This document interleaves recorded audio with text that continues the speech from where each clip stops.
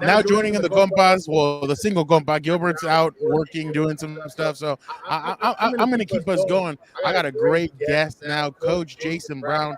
If you haven't seen him, if you haven't listened to the Slap Dick podcast, I love that I get to come on here and say Slap Dick. So, Coach, thank you so much for coming on, because that gives me a chance to say it. But Coach Jason Brown, how are you doing today? We're excited to have you on the show today. Yeah, I appreciate you having me, man. Can you hear me? Yeah, I got you. Coach, just a little bit about this weekend. The Super Bowl's in Los Angeles. What does that mean for the city of Los Angeles? You grew up here. You lived here. You're from Compton. What does that mean to have the Super Bowl back in Los Angeles?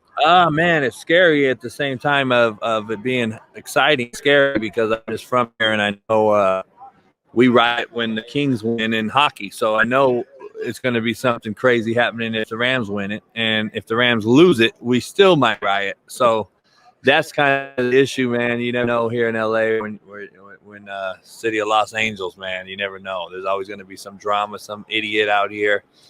You've seen the Giant guy that they beat up the 49er guy last week, 2 weeks ago. They just found that guy. But, it's just like the Dodgers-Giants rivalry, the Niner-Ram for years growing up, Rams-Raiders when Raiders were in Oakland. We've always had a rivalry. We've always hated Chargers, Dodgers-Angels. It doesn't matter. You come to L.A., we're our own little entity, or large entity. And it is what it is, man. So I hope nothing happens where nobody gets hurt or killed. And we can just have some fun and enjoy it. I'm supposed to go to the game. I'm not. I'm hosting my own thing because of that reason. So I don't want to have to slap somebody. Coach, when you look at this game, what do you feel like is going to define this game? What do you think is going to be the key to this game for either team? I don't know. I'm probably the only guy on record, man. 8 months ago, I'm on an ESPN show plus on my own show, and I said the Bengals would play the Rams in the Super Bowl. I should have bet on it. I said the Rams would win it 8 months ago as well. I think the Rams win it big. I don't even think it's going to be close after the halftime. I think the Rams D-line and DB play is another animal that the Bengals have not faced. Burrow can get sacked 9 times versus Titans all well. The next play, throw a 30-yard pass. The next play gets sacked again, throw another touchdown. They won't have that luxury this week because of the Rams secondary is going to be the best he's played. And when you don't have any space to get the ball out quick because your receivers are getting locked up, and you have Aaron Donald and that D-line in your face, 9 sacks might have been a luxury when it comes to what's going to happen to him Sunday. I just think Burrow's going to look as young as you've seen him this year. I think he'll struggle a bit, and he may say, screw it, I'm going to show you, JB, that you don't know what you're talking about. I'm going to be that dude. He could very well be that guy too. I think he's a top 3 quarterback in the NFL. I said that. I put him above Mahomes because he has the it factor that Tom Brady, Troy Aikman, very few guys have. He sprays the line even though they're not good. He knows they're not good, but he's still going to keep telling them that they are good because, leaders create more leaders, not more followers. And that's what he's doing, and that's what the it factor is. I mean, it requires you to be different. And Burrow has a different moxie to him, and I love to see it. Love to see what he does and how he's representing it. And I just think that I think it'll be good for a half, and I think the Rams D-line and DBs are just too good. I think Ramsey will travel with Chase. I think you can double Higgins. Boyd will.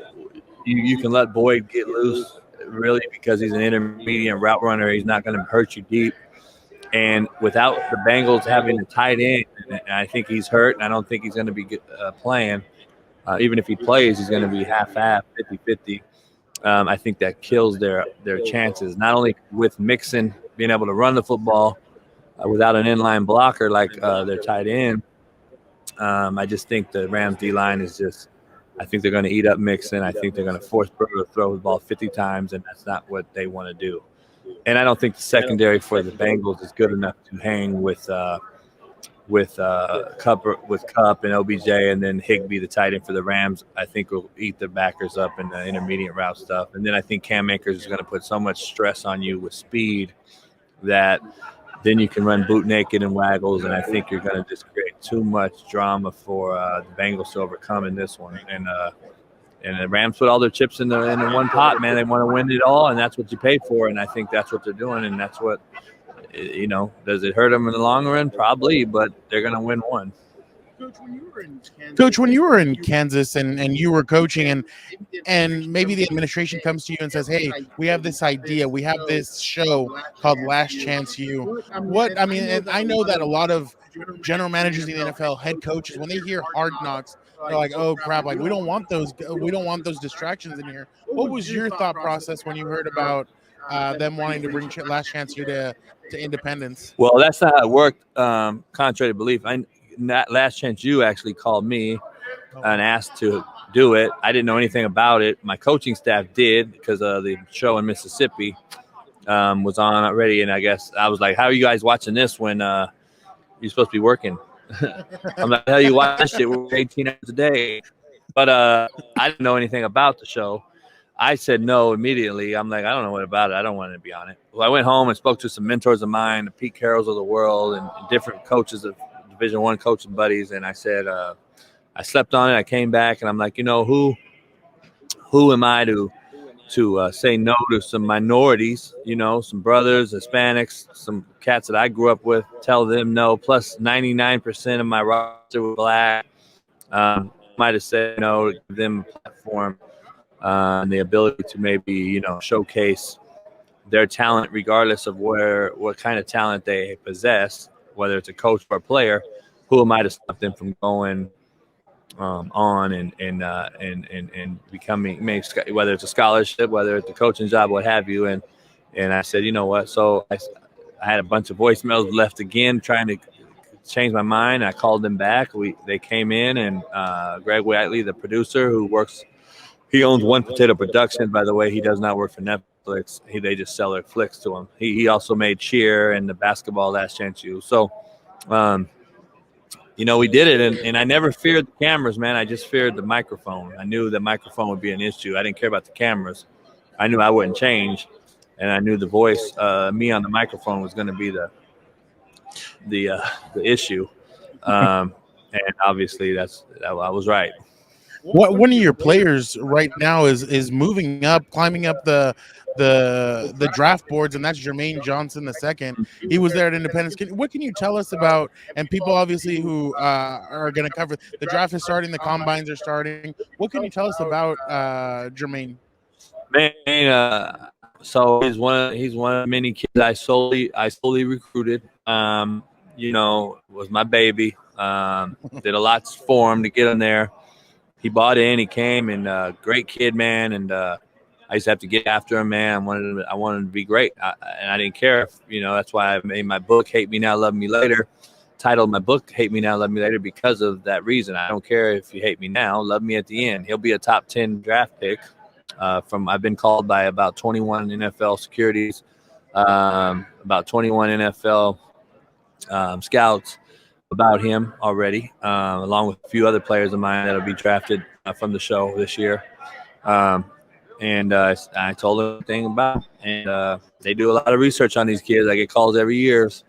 I got 27 guys in the NFL. I've been doing it a while, and they get to see these kids and want to know how they were in elementary school. So they're going to do their research on them. And I've told them all, he has nothing, you don't have nothing to worry about with that. He's a freak of nature. I think on the show, I said he's an NFL guy, no doubt. And look what he's done. He'll be a top 10 guy, maybe, possibly. Definitely first round, the way he's been, the way he ripped it in the Senior Bowl, weeks practices, and ACC Defensive Player of the Year, and All-American. He's definitely on the radar. On your Twitter, obviously, there's a quote which I think is fantastic. Don't ever put your future in another man's hands. Tell us about that quote. Yeah, my apparel is going to come out. New apparel we're coming out with those quotes like that I've always said those things. I never knew I was spitting out quotes. I never write things down. I just speak from the heart. I always speak the truth. I always just try to be genuine. I never, anything I say, I really don't know I say. So after the show came out, everyone's sending me all these quotes, and I'm like, I said that? And they're like, yeah. And I'm like, we're using it forever. I'm like, well, shoot, I got to start trademarking stuff.